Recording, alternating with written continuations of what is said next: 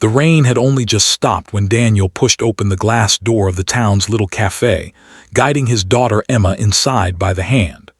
The bell above the door chimed, announcing their arrival, and the warm aroma of coffee, cinnamon rolls, and freshly baked bread greeted them instantly. The cafe was buzzing with chatter, but tonight there was something different in the air, an almost electric anticipation. Daniel brushed the droplets of rain from his jacket sleeve and glanced down at his daughter. Emma, just 8 years old, looked around with wide-eyed excitement, her braided hair bouncing slightly as she craned her neck toward the tables lined up in the back. There, neatly arranged under hanging lamps, stood rows of chessboards. The pieces were already set up, ready for battle. Adults, teens, and even a few kids leaned forward with intensity as they moved pawns, bishops, and queens. The sharp click of chess clocks punctuated the air.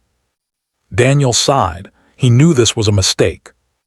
"Remember, Emma," he muttered quietly, tugging her hand gently as they made their way to an empty table.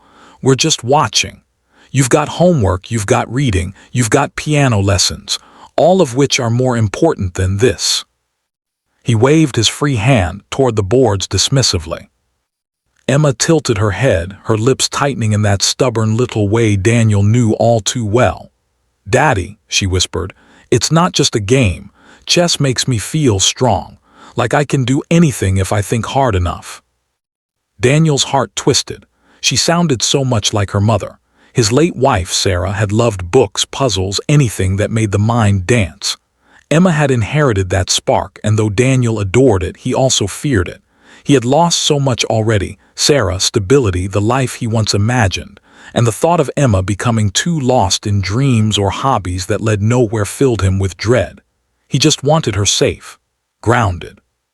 "Strong, huh?" he said, forcing a chuckle as he pulled out a chair for her. "Well, we'll see.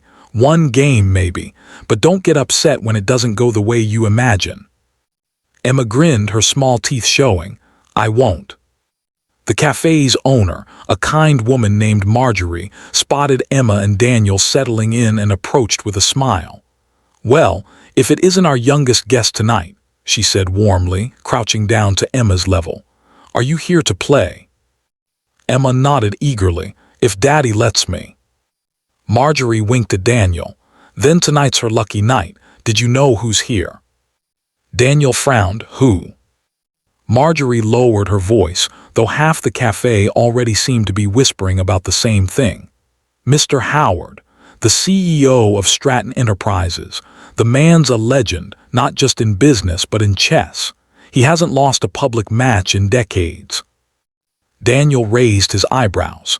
What's a billionaire doing in a little cafe tournament? "Testing his mind like always," Marjorie said with a shrug. "He sponsors chess clubs all across the state, and tonight he decided to drop by. People are nervous. No one wants to be the one humiliated by him." Daniel turned his gaze toward the corner of the room. That's when he saw him. The man was unmistakable. Broad shoulders, tall frame, silver streaks in his slick-back hair, and a face lined with the weight of countless decisions. He sat alone at a chessboard, fingers steepled beneath his chin, eyes fixed on the pieces with the kind of intensity that made others shrink back. A small crowd lingered at a polite distance, whispering, pointing, daring one another to challenge him. Emma's little hand tightened in Daniel. "Daddy, look, he's waiting. Nobody wants to play him." "That's because he'll crush them," Daniel said flatly. "This isn't a playground game, Emma. It's serious business. And you're—" he stopped himself, not wanting to sound cruel. "You're just a kid." But Emma was already half standing, her chair scraping softly against the wooden floor. Her gaze was locked on Mr. Howard, her face full of both curiosity and courage. "Emma," Daniel hissed, tugging her sleeve, "sit down." She turned to him with that pleading look, the one that had always been his weakness. "Please, Daddy, just one game, let me try." Daniel rubbed his forehead, torn. He had promised himself he wouldn't indulge this obsession. Chess wasn't going to help her get into college, wasn't going to pay bills, wasn't going to keep her safe from the harshness of life. But he saw the fire in her eyes, and against his better judgment, he sighed. "Fine," he muttered, "one game and then we're leaving." Before he could say more, Emma slipped away from his side and approached the corner table. The murmurs grew louder. A ripple of surprise passed through the onlookers as this tiny girl with pigtails walked right up to the intimidating CEO. Emma stood before him, her hands clasped nervously in front of her. "Sir," she said softly, "will you play with me?" The cafe hushed instantly. Even the coffee machine seemed to pause mid-hiss. Daniel felt his heart lurch into his throat. "Emma," he started, rushing forward, "don't bother him. He doesn't have time for—" But before Daniel could finish, Mr. Howard lifted his gaze from the chessboard. His eyes, sharp, piercing, yet strangely gentle in that moment, met Emma's. For the briefest second, the man's stern mask softened.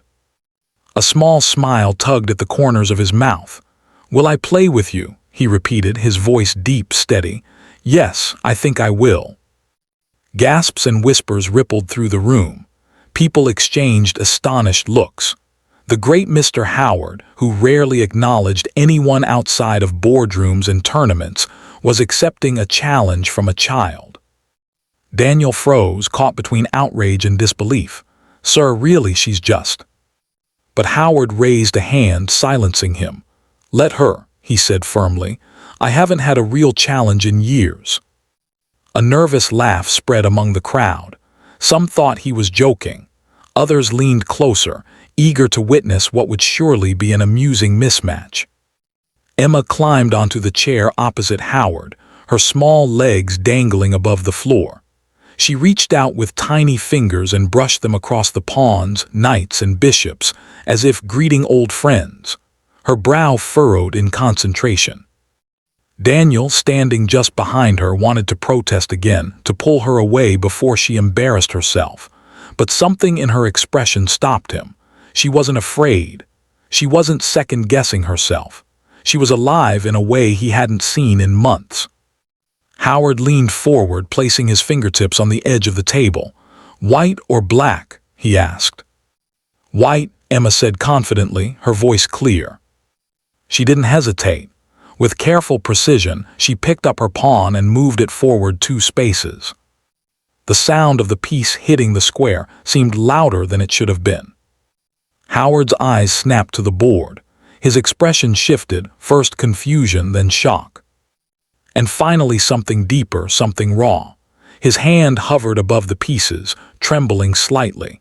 His jaw clenched as though the move had struck a hidden nerve. The cafe, sensing the shift, went utterly silent. The laughter died. Even Daniel noticed the change. Howard wasn't looking at Emma anymore.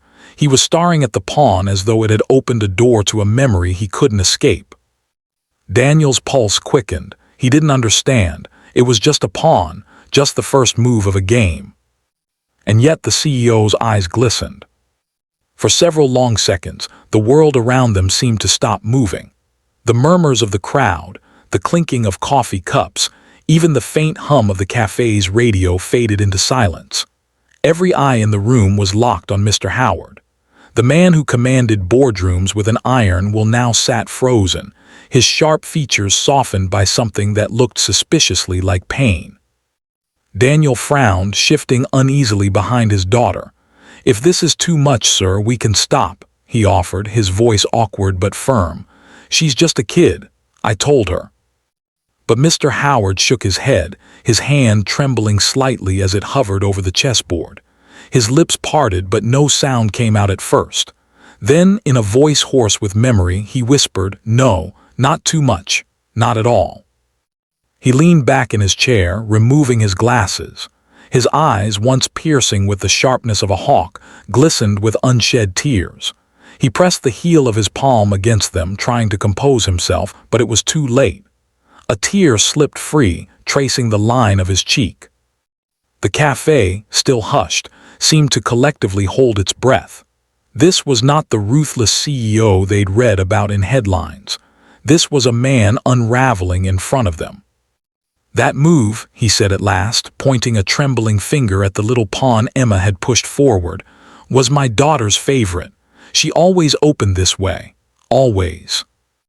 Emma blinked, tilting her head in innocent curiosity. Your daughter played chess. The question struck something tender in Howard's chest. He swallowed hard, his voice breaking as he nodded. She did, every Sunday morning without fail. We would sit at the kitchen table, just her and me, and she would smile as she moved that pawn forward. She'd say, "Daddy, one day I'll beat you." His lips quivered. But she never got the chance. Daniel's stomach sank. He suddenly felt guilty for even bringing Emma here. He hadn't realized this game could stir such ghosts. "I'm sorry," he said softly. "We didn't mean." "No," Howard interrupted, his voice firm despite the tremor in it. "Don't apologize. You've given me something I thought I lost forever."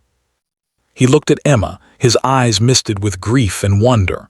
"When you moved that pawn, I swear for a moment, it felt like she was here again." Emma's small face softened. Her young mind didn't fully grasp the depth of loss this man carried, but her heart understood enough. She placed her tiny hand on the table, close to his. "Maybe she's watching from heaven," she said earnestly. "Maybe she told me to play like that so you wouldn't forget her." Howard's composure shattered. Tears spilled freely now, sliding down his cheeks as he gave a shaky laugh. "Out of the mouths of babes," he murmured. "You may be right." Daniel, watching this unfold, felt a lump in his throat. For so long, he had dismissed Emma's passion for chess as a distraction. But here, in this moment, he saw its true power. It wasn't just about winning or losing. It was about connection, about bridging time, memory, and grief. "Daddy," Emma whispered, tugging Daniel's hand, "can I keep playing, please?" Daniel hesitated, his instinct to protect warring with the undeniable truth before him.